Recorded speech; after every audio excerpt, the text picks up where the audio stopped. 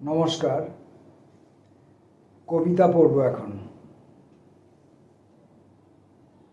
আজ কবিতা পড়ব এমন একজন কবির, যিনি মুখ্যত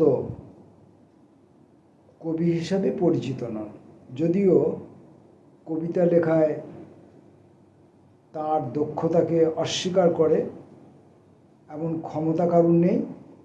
এবং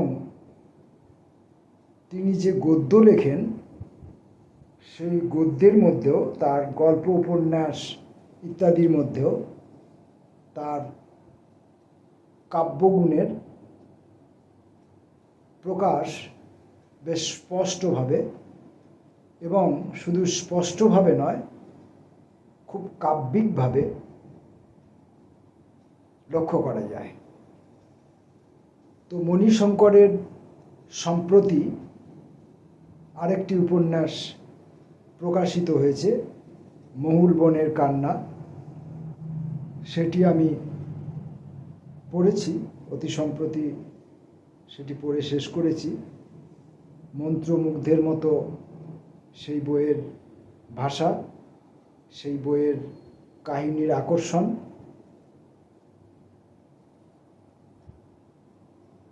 আমাকে টেনে নিয়ে গেছে। আমি যেহেতু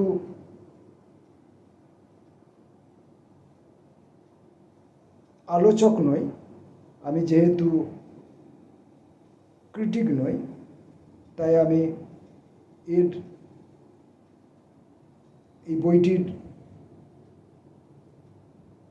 শ্রেষ্ঠত্ব নিয়ে, বা এই কাহিনীর সত্যাসত্যতা নিয়ে, বা তুলনামূলকভাবে অন্য কোনো উপন্যাসের সঙ্গে তুলনামূলকভাবে আলোচনা ইত্যাদি আমি করতে পারবো না। সেটা আমার করা অধিকারের বাইরে, সামর্থ্যেরও বাইরে। কিন্তু বইটি যে আমার ভালো লেগেছে, কাহিনীটি যে আমার ভালো লেগেছে, এটা আমি বলতেই পারি। এ কথা বলায়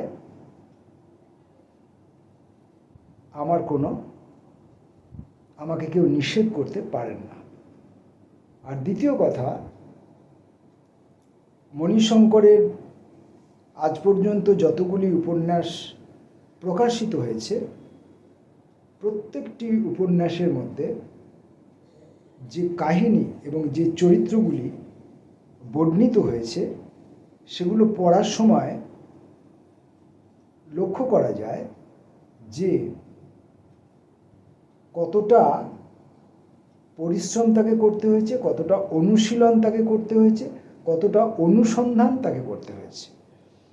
খুঁজে না বেড়ালে এইসব চরিত্রগুলোকে, এইসব কাহিনীগুলোকে, এবং নিছক কাহিনী নয়, কাহিনীর মধ্য দিয়ে, চরিত্রের মধ্য দিয়ে যে অধিকাংশ ক্ষেত্রেই যে সামাজিক, ঐতিহাসিক, অর্থনৈতিক বিভিন্ন সত্য ঘটনার উন্মোচন হয়, সত্য পরিস্থিতির উন্মোচন হয়, সামাজিক পরিস্থিতি, রাজনৈতিক পরিস্থিতি, সাংস্কৃতিক পরিস্থিতি, অর্থনৈতিক পরিস্থিতি, ভাষাগত যে ভূখণ্ড, তার অস্তিত্ব ইত্যাদি বিষয়ে বিভিন্ন রকমভাবে তিনি পুষ্টি দিয়ে থাকেন এই উপন্যাসগুলির মধ্যে। আমি ব্যক্তিগতভাবে জানি যে এই এক একটি উপন্যাস লেখার জন্য তিনি কতটা পরিমাণ সময় এবং শ্রম ব্যয় করে থাকেন। কিন্তু যারা সেটা জানেন না, যাদের পক্ষে তার সঙ্গে দীর্ঘদিনের সম্পর্ক নাই, তারা যারা দূর থেকে এই বইটি সংগ্রহ করছেন এবং পড়ছেন, তারা বইটা পড়েই এই সত্যগুলো উপলব্ধি করতে পারবেন, এবং আশা করি তারা আমার সঙ্গে দ্বিমত হবেন না। এই কথা মহুল বনের কান্না সম্পর্কে। কিন্তু আজকে আমি এখন মণিশঙ্করের কবিতা পড়তে বসেছি। অবাঞ্ছিত প্রেমের কবিতা এবং শ্রাবস্তী সংবাদ। এটি মণিশঙ্করের একটি কবিতার বই। কবিতার বইটি সম্পর্কে কিছু পরিচিতি দিয়ে নেওয়া যাক। 2023-এর 30শে জুলাই, মানে 2023-এ এই বইটি প্রকাশিত হয়েছে। এ প্রচ্ছদ করেছেন কবি নিজে, আর বইটির প্রকাশক পুস্তক প্রকাশন। পুস্তক প্রকাশনের কাজ এই বইটি। এখান থেকে আমি অল্প কয়েকটি কবিতা পড়ব, যার ভেতর দিয়ে একজন ঔপন্যাসিকের কবিতার প্রতি কতটা দখল সেটা প্রমাণিত হবে।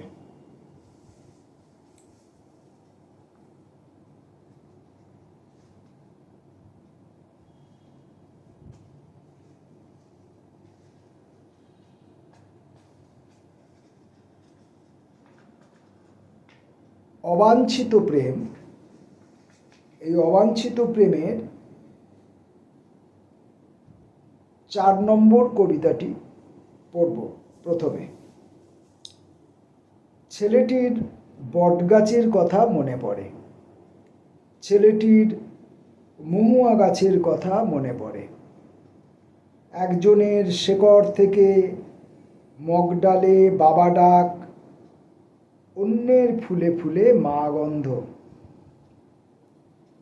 ছেলেটি নেহাতি মন্দ বাসা, নেহাতি অবাঞ্ছিত, তবু কাঁদে, অভিমানে মুচড়ে যায় শেকড় থেকে ডাল।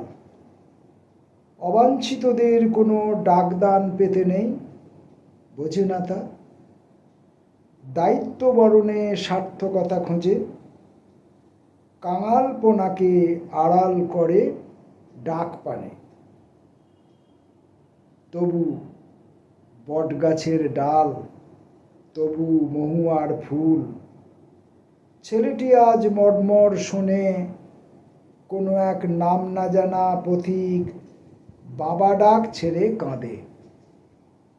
মা ডাকে আশ্রয় চায়, বলে ওহে বটগাছ, ওগো ফুল মহুয়ার, এর বেশি প্রাপ্তি কি সত্যই ছিল না আমার?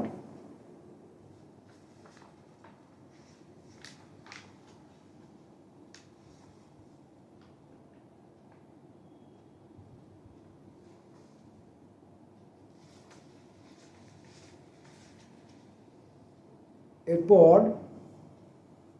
এই কবিতাটির আগে, আমি এখন যে কবিতাটি পড়ব সেটি এই কবিতাটির আগে আছে। নগ্নতা।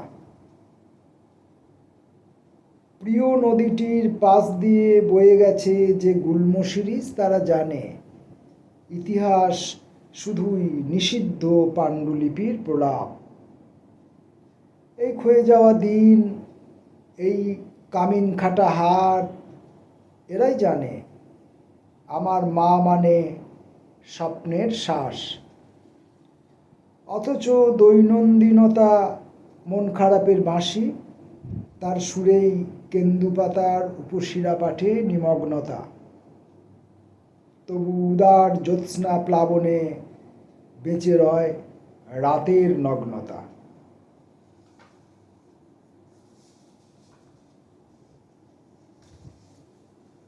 এবার একটি কবিতা পড়ব। আগুনের নাম ভাস্কর। বিপদে বিষাদে কবিতার কাছেই যাই, পাখির আশ্রয় চাওয়াতে প্রশ্রয় পায় গাছের ডাল। বহমান নৌকোর গায়ে স্রোত স্পর্শ পায় নদী, আমি গলুই হই ভাটিয়ালির অপেক্ষায়। মাঝে দীর্ঘতর যত ছেদ আর জ্যোতি। আজ বুঝি কবিতার অবস্থান বিপদ বিষাদের আগে বা পরে। মধ্যিখানে বন্ধু হয়ে রিজু থাকে একরোখা আগুন, লোকে যাকে বহ্নি নামেও জানি, আমি তাকেই ভাস্কর বলি।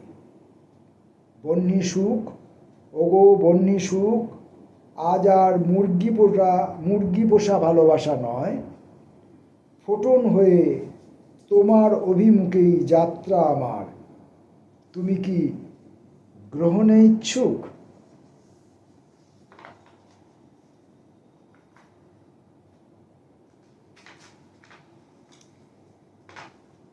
এবং শ্রাবস্তি সংবাদ থেকে 2 নম্বর কবিতাটা।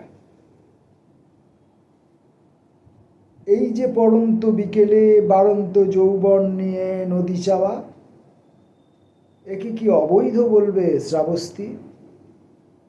যেসব গান কলতানে রাগ হয়ে বাজে, তাদের কি বৈধতার সংশয় লাগে? এসব প্রশ্ন আজকাল নীড়হারা পাখিদের পালকে পালকে ঘোরে। যেভাবে পক্ষ থেকে পক্ষান্তরে লুকিয়ে থাকে চাঁদের সমত্ব হওয়ার সূত্র, চুয়ানো তারল্য, কিংবা নিরেট অন্ধকারের অপেক্ষায় প্রহর গণে কোটরবাসী পেঁচা ডাক, সেভাবেই আজও তুমি যাচা, সেভাবেই আজও আমার তুমি যাচা, সেভাবেই আজও আমার তুমি যাচা, তুমি মাঝখানে হাইফেন, তুমি যাচা মানে তোমাকে চাওয়া। না, আমার কোনো চাতক মঙ্গল নেই, আর 5 জন ছাপোষার মতো সিটিয়ে থাকি ছোঁয়াচে নিঃশ্বাসের ভয়ে। মান্যবরের হুজুগে থালা বাজাই, টর্চ জ্বালি, লাইন না পেয়ে একে তাকে ধরি টিকার লোভে। মান্য দূরত্বে সমাজ ভেঙে খান খান হয়। আমরা গর্ত খুঁজি, গর্তের আধারে দেখি গুহাচিত্র হয়ে জেগে উঠছে পরিত্যক্ত ধান জমি, তোমার গালের টোল আর গজদন্তের হাসি। জানি লোভ বড় ভয়ঙ্কর আসক্তির নাম, তবু একবার খাঁটি খাঁটি চাতক হতে মন চায়। একবার আজলায় ভরে নিতে চাই মধু শ্যামলা বর্ণ মাধুর্য। স্যাচুরেশন নেমে যাওয়া ভুলে তোমার কঙ্কাল খাঁজে রেখে যেতে চাই পিয়াল বনের স্বাদ। আজ অন্তত আর একবার ছলাৎ হও শ্রাবস্তি। একটি প্রেমের কবিতার ভেতরে প্রেম নিবেদন বা প্রেম সংক্রান্ত যে সম্পর্ক, সেই সম্পর্কের একটি রসায়নী বুননের মধ্যে কবি ওই সময়ের করোনাকালীন যে ত্রাস এবং রাষ্ট্রের যে থালা বাজানো, টর্চ জ্বালা ইত্যাদি যে ফরমান, এইসব প্রসঙ্গগুলো এনেছেন। কিভাবে আমরা সামাজিক দূরত্ব বাড়িয়ে চলে নিজেদের অস্তিত্ব বিপন্ন করেছি, এই সমস্ত কথাগুলি বলেছেন অত্যন্ত দক্ষতার সাথে। এবং তিনি এই কবিতার মধ্য দিয়ে প্রমাণ করেছেন যে যত বিপদই আসুক না কেন, যত মহামারী আসুক না কেন, অতিমারী আসুক না কেন, এবং রাষ্ট্রীয় ফরমান যেমনই থাক না কেন, প্রেমের জন্য সমস্ত দূরত্ব ঘুচে যায় এবং সমস্ত লোভকে স্বীকার করে নেওয়া যায়, সমস্ত ঝুঁকিকে বরণ করে নেওয়া যায়। আদৌ সেটা ঝুঁকি কিনা সেই নিয়ে কবির মনেও প্রশ্ন ছিল, আমাদের অনেকের মনেই প্রশ্ন ছিল, কিন্তু আমরা মানতে বাধ্য হয়েছিলাম। যাই হোক, তো মণিশঙ্করের কয়েকটি কবিতা পড়লাম। যে কবিতা আমি পড়লাম মণিশঙ্কর নিজের কণ্ঠে যখন এই কবিতা পড়বেন, এর প্রসাদ গুণ বহু গুণে বেড়ে যায়, কারণ তার কণ্ঠস্বর অতি সুন্দর এবং পড়ার ভঙ্গিমাটিও অতি সুন্দর। এই অভিজ্ঞতা আছে, যখন সে আমার কবিতা পড়েছে বারবার।